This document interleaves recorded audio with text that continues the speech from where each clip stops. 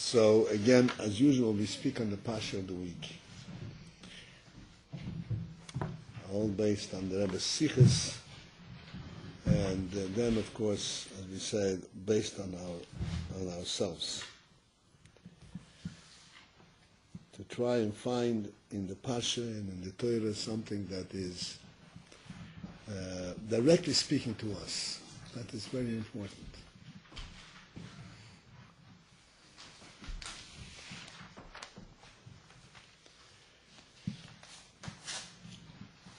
Because even though the Torah is Hashem's Torah, it's a godly Torah,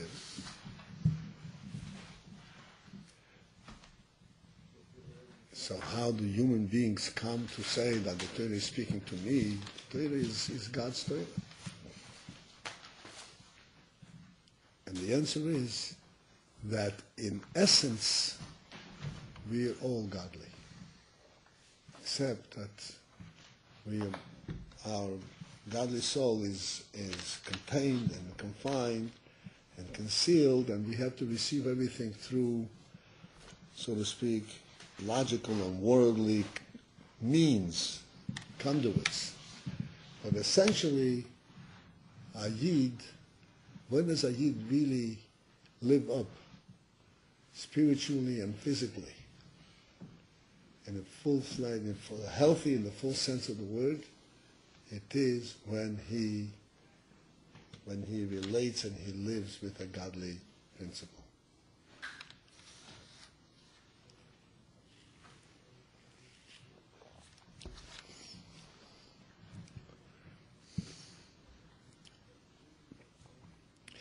The Pasha of the week is Pasha's Bechukoisi, as you all know.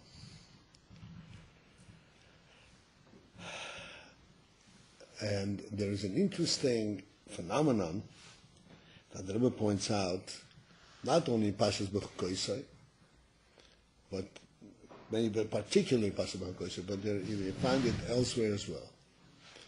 What does the Torah say? If you will go in and follow my chukim, as Rashi explains, as we're going to discuss, what that is, you keep my mitzvahs, you fulfill them. And I will bring the rain in its time.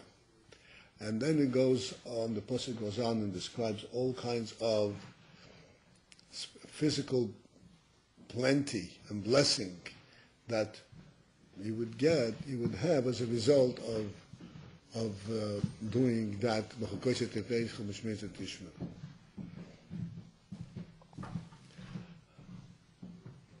This general view that for keeping Torah mitzvahs, for being a godly people, we will be rewarded with physical comfort, physical plenty, physical well-being and health and everything else. It's repeated in the Torah many times. As a matter of fact, we say it every day in Kriya Shema. In Shemoya Tishmi al mitzvahs asher onechi v'tzavcho hayim, v'nosati gishmeichem b'yito. The same thing. This is everywhere. Then we go further down when the Torah speaks and the Nevi'im speak about the future days, what will happen, what will be when Mashiach will come. So the Rambam puts it a little bit in perspective. But the Tanakh, the Nevi'im say very simply, you'll have plenty. The Gemara speaks about it in such exaggerated quote, seemingly exaggerated terms, that the trees will produce finished loaves of bread. On the earth, it will produce loaves of bread, edible, finished edible food. Uskois, uklemilas, you produce silk garments or silk material. All kinds of different, out of nature, out of No, Chas v'Shalom, it's not exaggeration. I mean, it seems exaggerated. But our question is, and the Rebbe is asking this question, you're talking about somebody who is b'chukoshet elecha. What's b'chukoshet elecha? Rashi says b'chukoshet elecha means shtiyo amelim b'Torah. What does that amelim b'Torah mean? You will labor in Torah, not just learn Torah. You will labor. You will sweat. You will work hard. You will work hard to the point where the Torah will permeate your whole being. We'll come back to explain where Rashi gets this implication. But we're talking about somebody who's totally dedicated in learning Torah. And what are you promising him? He's going to be wealthy. He's going to have all kinds of different material goods. He's going to have so much produce that you learn that. I don't know if you're familiar. The year cycle, the food cycle, which we are totally isolated from. We don't know at all when food gets ready, when food grows. But the Torah is really represents, all the Yom Tovim represent the food cycle of the year. Pesach is a time for sowing, for planting. Shavuos is a time for harvesting, for cutting, and Sukkot is a time for ingathering, for bringing back into the house.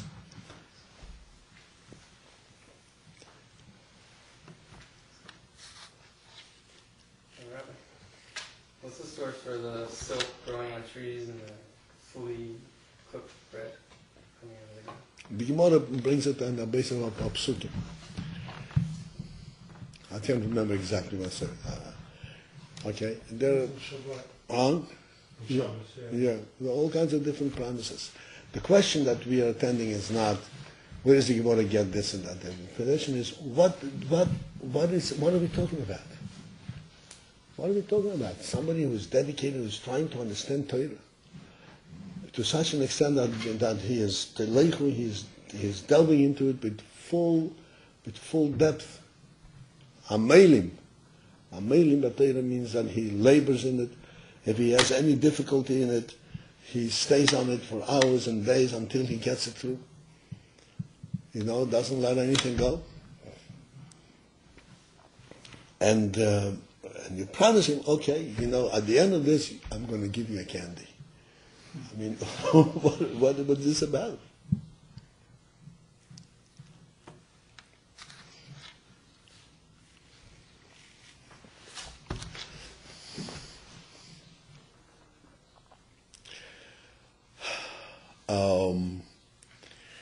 The Rambam explains this in his way, quite simply. The Rambam explains it in the following way. He says that one of the difficulties that we have in our days is that we cannot dedicate our time for learning and doing what we want to do, Baruchnis, because we are distracted. We have concerns about Gashmis. So the Torah says that if you will really dedicate yourselves to the Ruchnis properly, then Hashem will remove all obstacles and you'll be able to do it undisturbed. This is what the promise is. However, the Rebbe points out that that is a way of explaining it, but this does not seem to really represent the emphasis that the Torah is giving it all the time. And particularly when we talk about the future day, when we talk about, like I said, exaggerated type of blessing, which is totally unnecessary.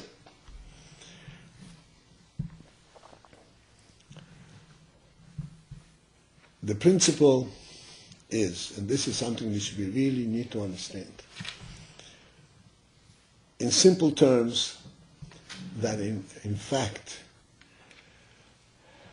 that when one is engaged in learning Torah in the proper way, that affects his health, in a positive way, and it also results in all the Gashmisike things that he has to, in physical blessing and everything else.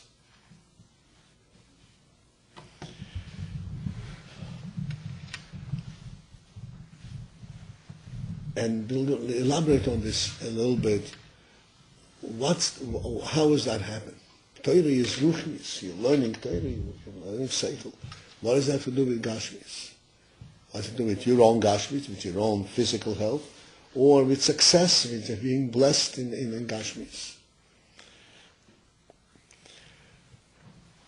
So the Rebbe asks this question. And the Rebbe explains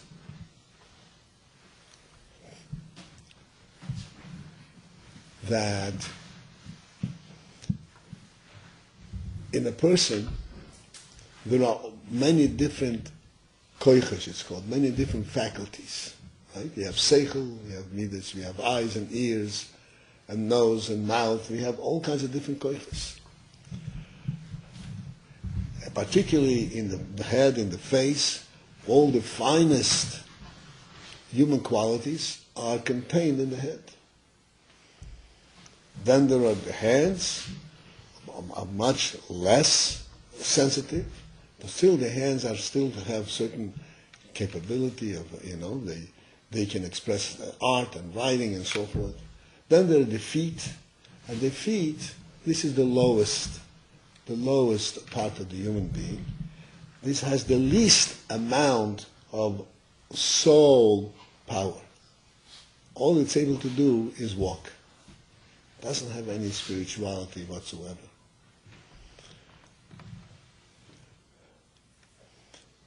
So, the feet, we could say this is like the gashmis shebagashmis of the human being. Every other part of the human being has some ruchnis, some spirituality. The feet have no spirituality at all. This is the pure gashmis.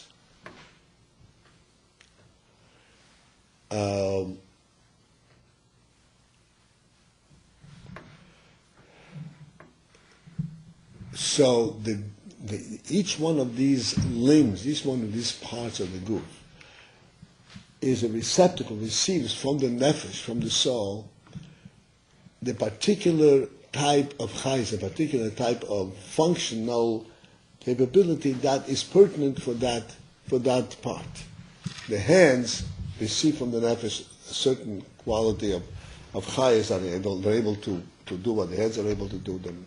And the eyes have the koyach hariyah and so forth. Each limb receives chayas according to its status and according to its level. And in that respect, each one is different than the other. The brain is infinitely more sensitive than on the other parts of the guf. Seichel. And so forth down. This is all speak, huh? What does it mean sensitive? Like if you stick it or something? Sorry? No, really, what does it mean it's more sensitive? Like if you poke it? No, what do you mean? Like close to the foot or something? I'll explain to you what it means.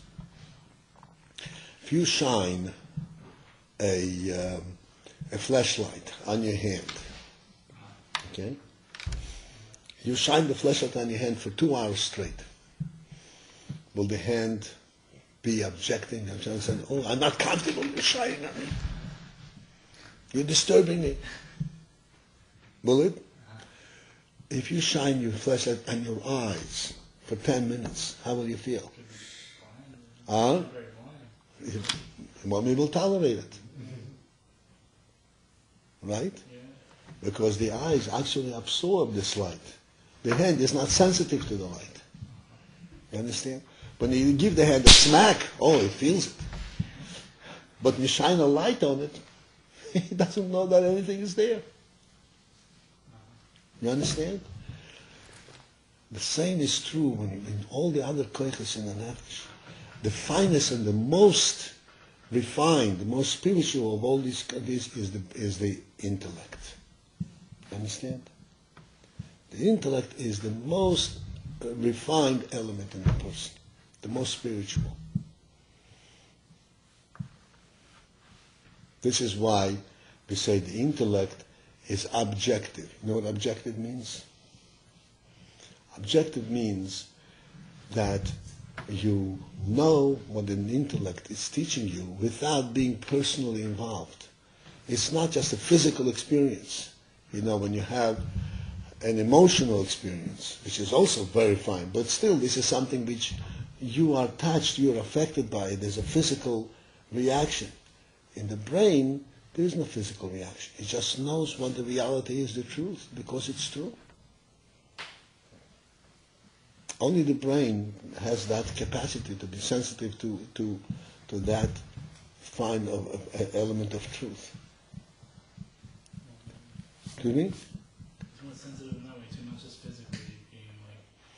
Well, right. It's physically sensitive because the neshama is first.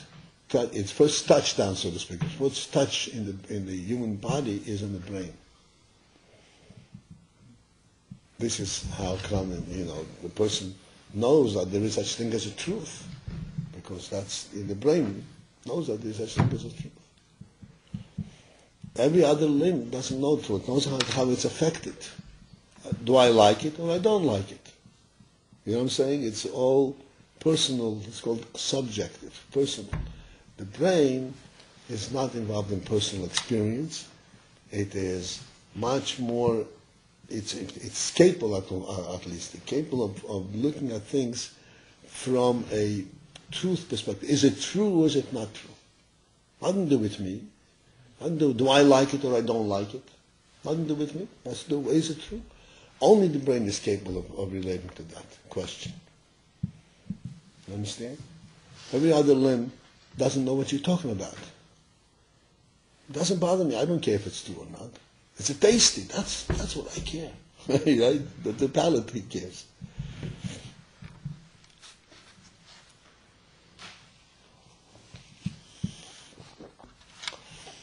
So there are different levels.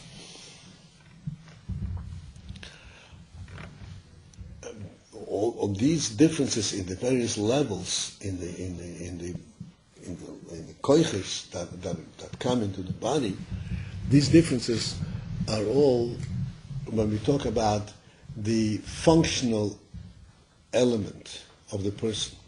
The functional element of the person means things that he is able to do, koiches of action, like I say, to think, to understand, to feel, to speak, to walk, to talk, and all that.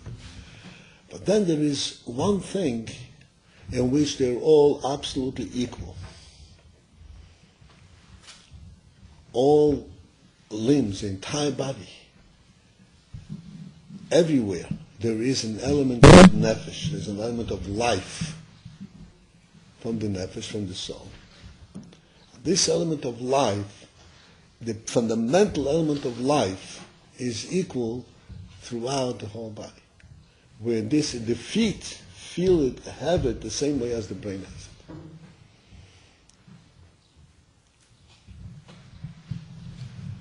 That element, this is what we call, I can tell you the terminology, but then I have to explain. It's called what's called the etzem hachayis, rather than haoras hachayis, rather than the functional chayis. Functionally, there's no comparison between the eyes, for instance, and the ears. The eyes are much more sensitive than the ears. But in essence, they're both alive.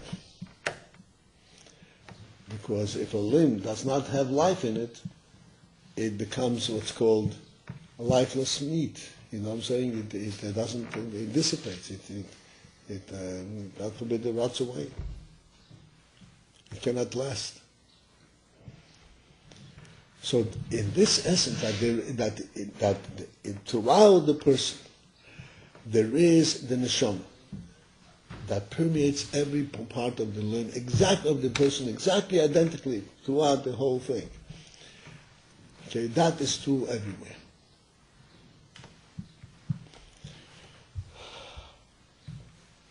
This neshama, this is the essence of the life of the person. And then from that come the various different koiches, where they vary one from the other. You understand that, right? We have, there is an element in the person in general that he is alive, and then there are specifics that he is able to do various things.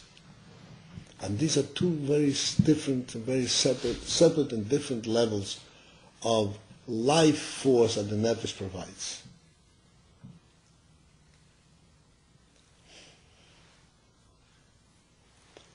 The one is from the functional aspect of the nefesh, the other is from the essence of the nefesh, the life. And the essence, how can you tell that this is the essence? By the fact that it reveals itself and it affects every limb identically, the same way. It doesn't distinguish between the brain and the foot.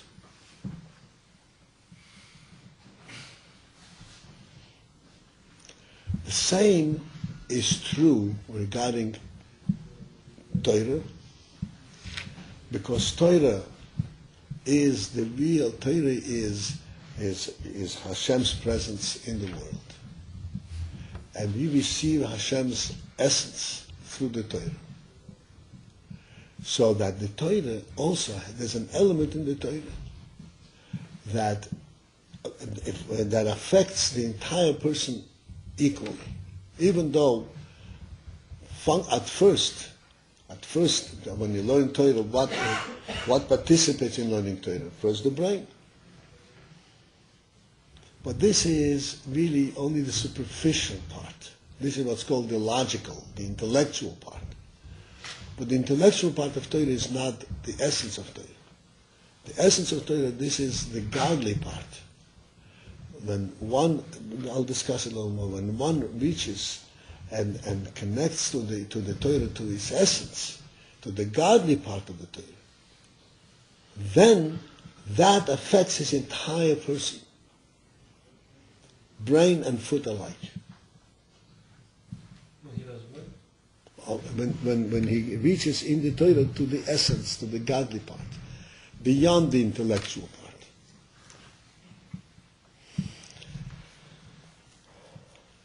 We spoke about this many times, that in Torah there are 613 mitzvahs. Each mitzvah has its different position and different way it expresses itself. As a matter of fact, the mitzvahs in general divide into three categories of eidos, chukim, and mishpotim. We all know that, right? Eidos, chukim, mishpotim. Eidos means testimonials, some things that attest to certain things, like Shabbos. It's a testimonial for the fact that God created the world in 7 days, 6 days. Pesach is testimonial that God took us out of Mitzrayim. And so forth. Shavuos, as we're coming up, is testimonial for Matan Torah and so forth. This is called Eidos. Then there is Hukim. Hukim means decrees. That Hashem gave us decrees, and those are, we have no explanation for it. We cannot put it into any kind of rational explanation. What are they about? Such as, simple, let's say, shatnez. You know what shatnez is? You're not allowed to mix in the same garment wool and linen. What's in it? What's wrong with wool and linen being mixed together? So we can hardly get any kind of a handle on explanation, but this is a godly decree.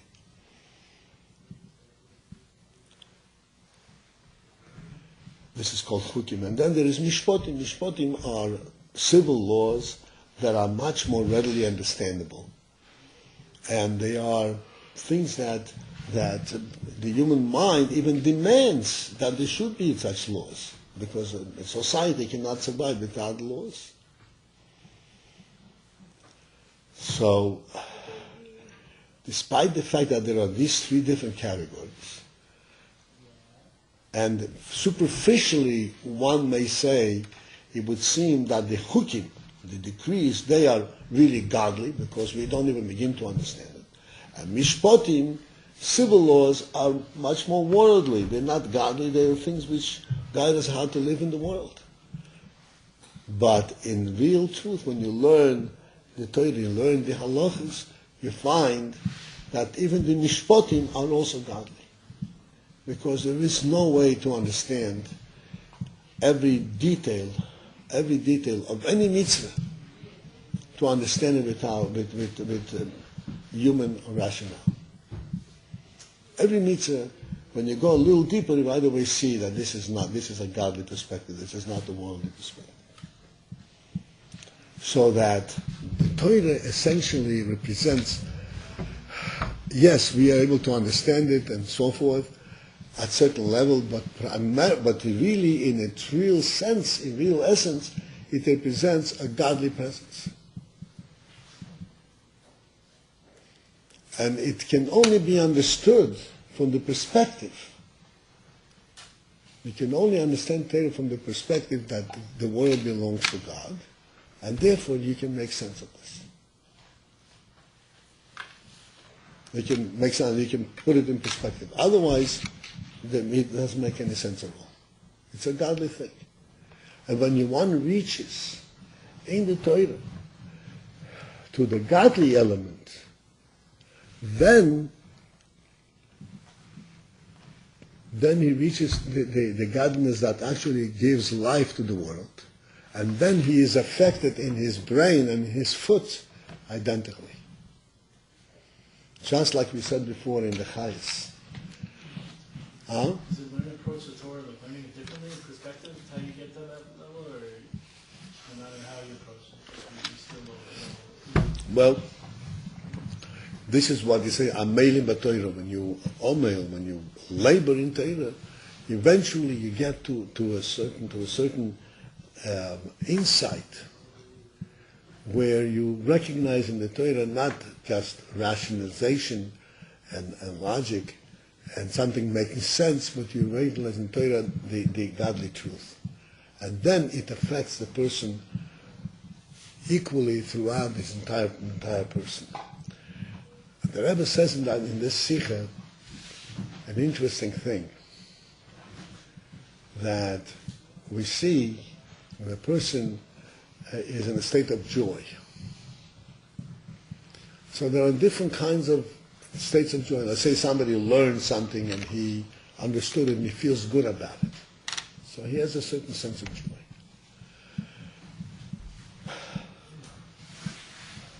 It all depends on how well he understands it, how deeply it touches him.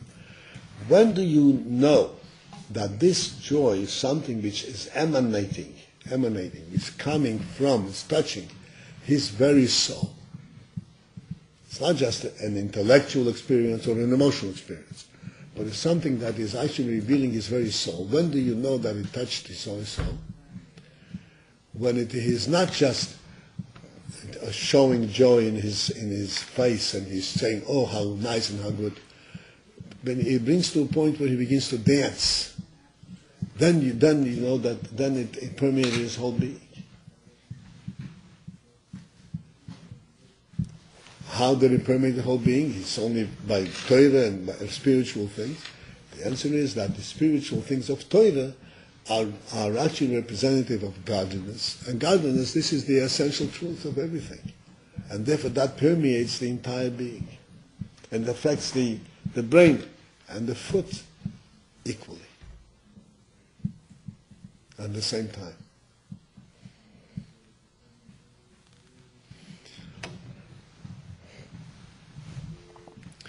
And this is how the Rebbe explains this inyan, that the Torah says, Im chokoshet elechu, and so forth, v'nosati gishmechem b'itom, and you will be blessed, all your worldly needs, all your worldly environment will be in tremendous plenty, in tremendous blessing. This is not just merely a reward for your good deeds. It's not a candy for the good things that you did. It is a direct result, because that you have reached the point where you, in a Torah, that you're actually recognizing the godly presence in it, then that affects everything about you. It affects your physical well-being, it affects your environment and your worldly environment. This is why what the Gemara says, I've mentioned before, that in the future day, when Mashiach will come, the physical world itself will change. There will be such blessing and such richness. I'm not talking about richness, wealth, material wealth. I'm talking about the health and the well-being will be aplenty. Why? Because when there's a godly presence, then automatically that affects everything equally. It's not just spirituality, it affects everything, even to the very physical, the most physical element, even outside, even the fruit. The fruit, as it says, the fruit that we eat, in comparison to the fruit that other Mauritian ate, is like eating grass. Huh? Healthy. How about weeds? How about weeds? Also healthy? Krapira? Also healthy. If you're a goat, it's good, right?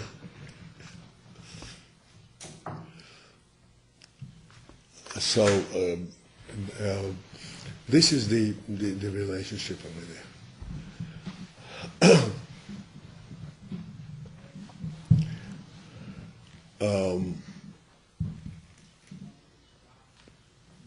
There's one more point which I want to make in explaining this pasuk, and then we'll come back and kind of try to translate it for ourselves.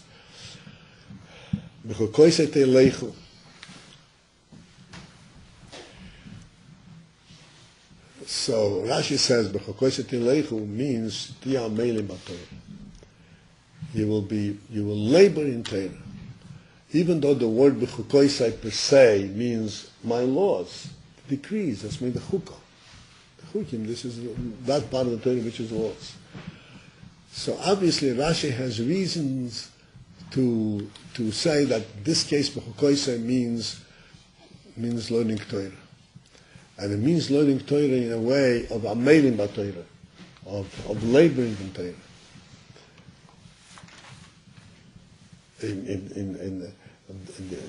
The implication in the pasuk that it has to do with laboring in Torah is because if learning Torah is described as chukah, the word chukah in Lashon Kodesh means engraving. To engrave something means lachakoik.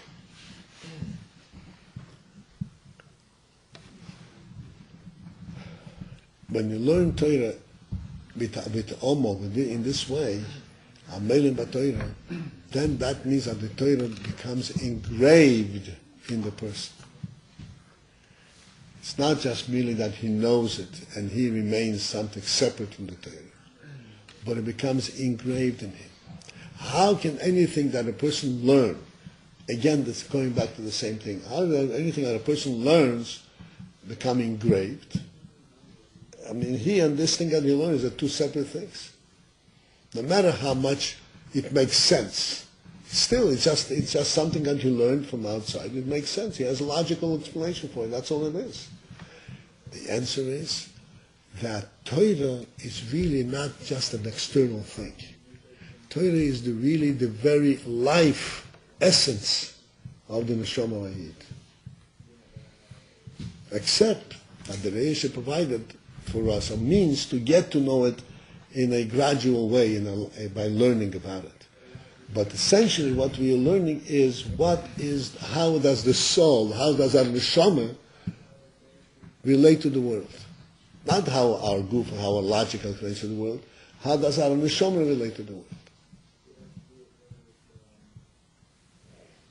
That is really the real essence of learning Torah. So therefore, when a person learns Torah in a real, dedicated way, the Torah really becomes part of him, and this is how he thinks, this is how he breathes, this is how he lives. Because it fits with his neshama better than anything else in the world.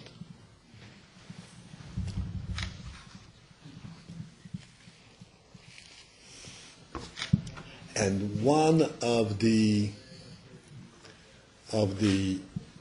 indicators When do we see that a person is actually, so to speak, getting the Torah engraved and is laboring in Torah?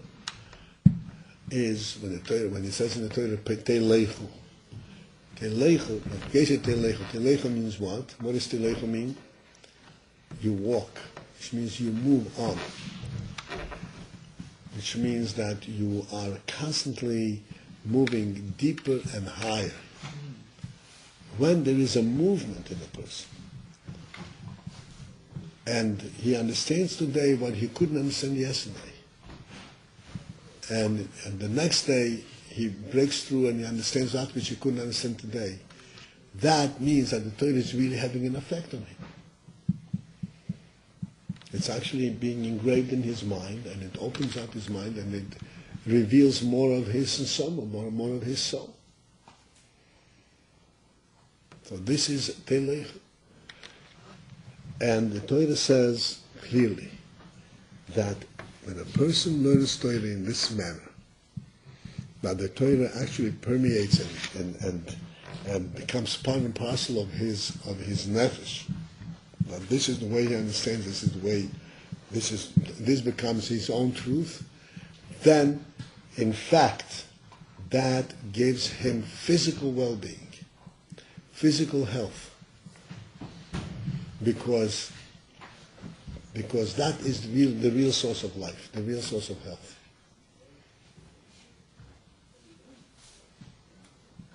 Then really he will not know any physical difficulties. Like a secular subject, the more you learn it, the more you... No. I'm trying to think of... No, in a secular subject, it always, it's only at best, even if it's a perfect subject, it enlivens your intellect, but not your physicality.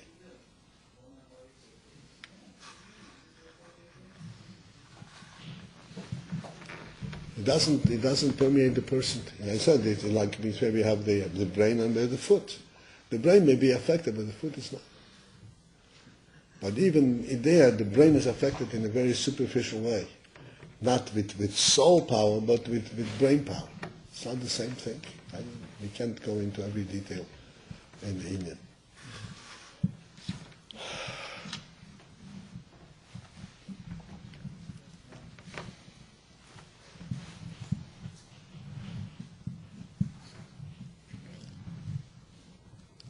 I want to give an illustration of all the things that we know, all the things that we learn. Where we see that the Torah actually relates us, connects us to godliness, even on a simple mishpatim level, rather than to worldliness, to worldly justice. If I remember correctly, I think we spoke about this once in the past. You know that there is Gneva and Gzela. Do you remember that? We spoke about this. Gneva and Gzela. We have to reflect on this. This is very illustrative. You know, it illustrates something. It's very revealing. In the world, Gzela is a much bigger offense than Gneva. Right?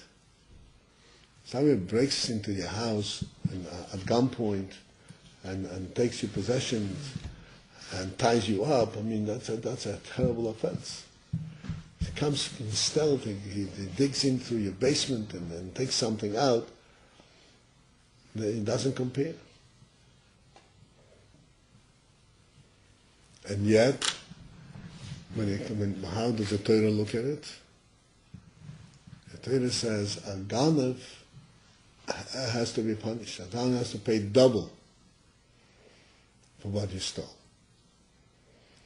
And if in fact he stole livestock like a sheep or a goat or a cow, and then he actually shechted them or he sold them, he has to pay 4 or 5 times as much. So we are not cooperating, we are not compromising on the ganav. We're not giving him any leeway. even to the extent that if he cannot pay, what do we do? Huh? Self into slavery. Send him to slavery. If he cannot pay, we send him to slavery. A Gazlan, we treat totally differently. A Gazlan, at best, he has to pay out what he took. He has to pay out what he took. And then, on top of that, if a Gazlan comes back and he says, and he wants to repent, he wants to correct his ways, he says, I'm sorry, I did wrong, I want to pay up, I want to clean up. So the Chacham say, so it's like this. If the Gazlan gives you a watch, and the watch is still there, then he has to return the watch. There's no compromise, there's no leeway there. But if the watch, if he sold the watch, he lost the watch, he has to pay you the value of the watch. The Chacham say, the Chacham advise us that we should forgive him. We should not ask for the money. We should forgive him. And the Gemara expresses it this way, that if somebody accepts payment from a Gazlan, Ein Ruach HaChomim Echim, and Chacham are not pleased with this person. They're not happy with him. Why? Simply because you want to encourage the Gazlan to do tshuva, and you make it easy for him. If he knows a Gazlan could have been a Gazlan for years, he accumulated a lot of debt, if he is going to have to pay for everything that he guzzled, he will never be able to do tshuva. So that prevents him to do tshuva. He say, forgive him, forget about it, let him correct himself, let him do tshuva, and let him come back and start doing living as he eat. But if he, like when he doing stuff and he kills somebody in the house. No, killing is something. You don't forgive him. No. We don't forgive for that. That's in God's hand. We have no jurisdiction about that. You can be moichel that. But monetary things you can be moichel. So monetary things we say, Chacham advises us to be moichel. How do we understand this? It doesn't make sense. Somebody who robbed you, by force, you get angry at him and you want to go after him. Somebody violated your property, he came into the house when you were away, yes, you were very angry at him. But it doesn't compare to having threatened you like that and coming at you frontally, totally disrespectfully, broke into your house while you were at home and took everything. That's a very big offense. Right?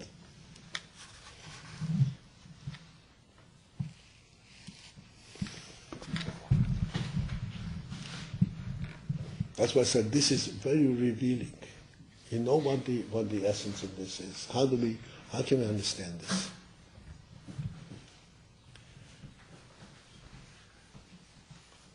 We all, us and the Gazan and the Ganav, all live in God's world. What's the Gazlan exactly? A robber. Okay. By force, Gazlan. A thief and a robber. You know the difference, right? A thief goes in stealth, quietly, unobtrusively, and he steals something from you without you being aware of it. And a Gazlan goes frontally, confronts you, and takes it away, runs away with it, or whatever.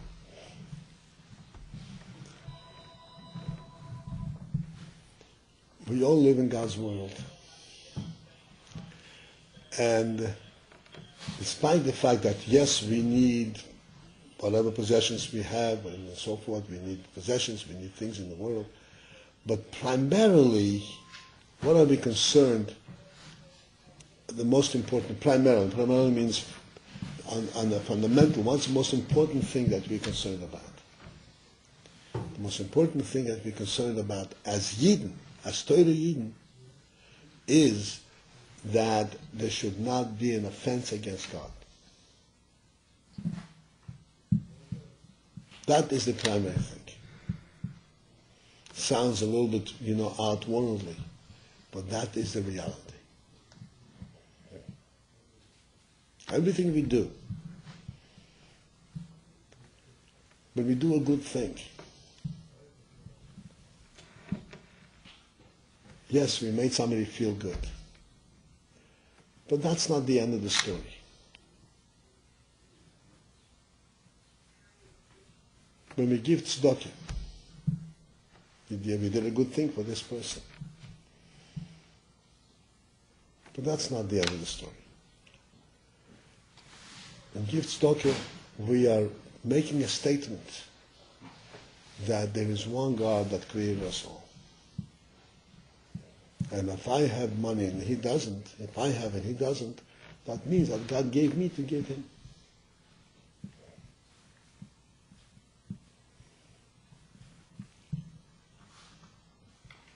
And by giving this tzedakah, we are actually making that, we're revealing the union. We're recognizing this union. Everybody knows that, right? Is the primary mitzvah. How do we explain this principle? So in the world, right? Love that neighbor as thyself, and what does that mean? Be good people, live in peace. To us means something completely different. Is making a statement that every Jewish neshama comes from the same source. We're all representative of the same source. And if you love God, you love your fellow Jew. It's a completely different thing. We are in the service of God in everything that we do. That is what sets us aside, apart from everything in the world. Animals will also have good qualities, so to speak. Right? The animals have good qualities. There's a bird, generally speaking, birds are pretty vicious. There's a bird that's called chasida. In the Torah it's called chasida. A Hasidic bird, right? It's called chasida. And why is it called chasida? So you're right, because its nature is they share amongst themselves the food. They have this nature that they share amongst themselves. Huh? What kind of bird? I've never seen it. You've never seen it? It's from Russia. Yeah, right. They will share, of course. And you know something? This Hasidah, also Chasidim Chaverisah bim Zoynes, and this Hasidah is not a kosher bird. It's one of the birds that's not kosher. Right. Why not? It's got such good qualities.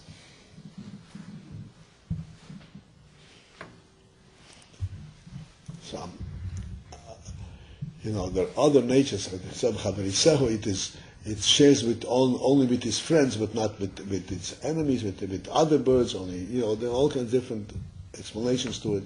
But the prime thing that I want to point out is that it is not just a worldly quality that we are seeking out. There's a godly cognizance, recognition of godliness. And this is the difference between the Gazlan and the Ganav. The Gazlan was very offensive. But to whom was he offensive? He was offensive to the human being, to the person. He went to the human being. The person was holding it in the hand, and the Gazlan came without permission, grabbed it from him. Okay, so he grabbed it from the person. The Ganav, he didn't grab it from a person. He took it in stealth. In whose guardianship was the object at the time when he took it? What guardianship? Who was watching this article? God. God. His offense was against God. And therefore he is not forgivable. We have no way to correct that. Al Gazlan, he took it from you, you forgive him. There's much more to discuss on this particular example, but time is kind of running out. But you understand what I'm pointing out. The Torah is giving us a completely different level of behavior. And it's elevating us ultimately.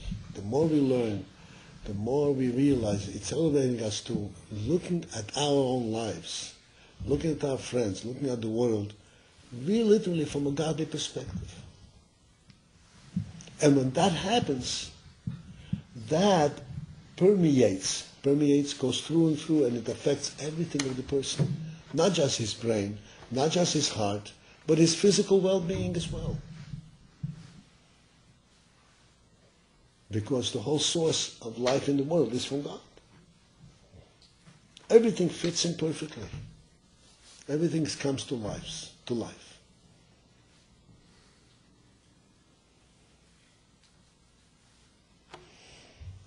When one says Shema Yisrael, Shema Yisrael Hashem Elokeinu Hashem Echad, you say it in your brain. Think Hashem Echad, the one, L'maylo, L'mato, above and below. So that you think in your brain. But if there is a moment where you actually contemplate on this truth, that everything is really absolutely one,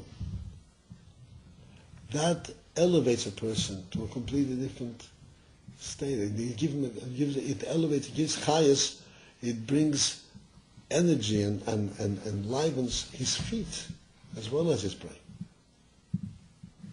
Because that brings him to a different level of truth.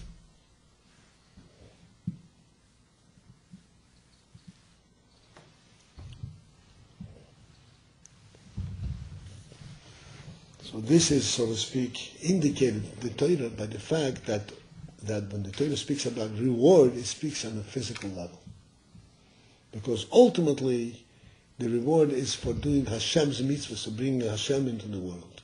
And then that affects everything all the way down to the feet, to the physical level. So coming back to ourselves, Hashem should help, that we should all have the inspiration to labor over and over and over, and to labor deeper and open up more and more of our mind and more of our heart, so that we should truly begin to understand in a deeper level, the true level, the Torah that we're learning. That will be the source of blessing for us spiritually, physically, and materially.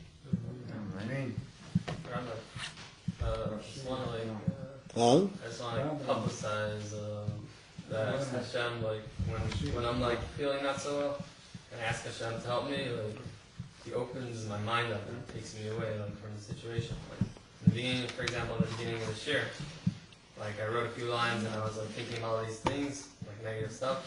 So I was like, Hashem, please help me. In my mind, I asked Him 5 or 6 times, help me. And He helped you. And then I was able to concentrate. It happens kind of also by davening. I was thinking about negative things, and I just said, Hashem, please have mercy on me and let me daven. And I kept asking throughout the whole davening, it kept working though, I'm saying. It kept working, but I kept asking again. So it was very good. So, publicizing the miracle. Right. Well, this is very good. Whoa. What happened? Huh? I don't know.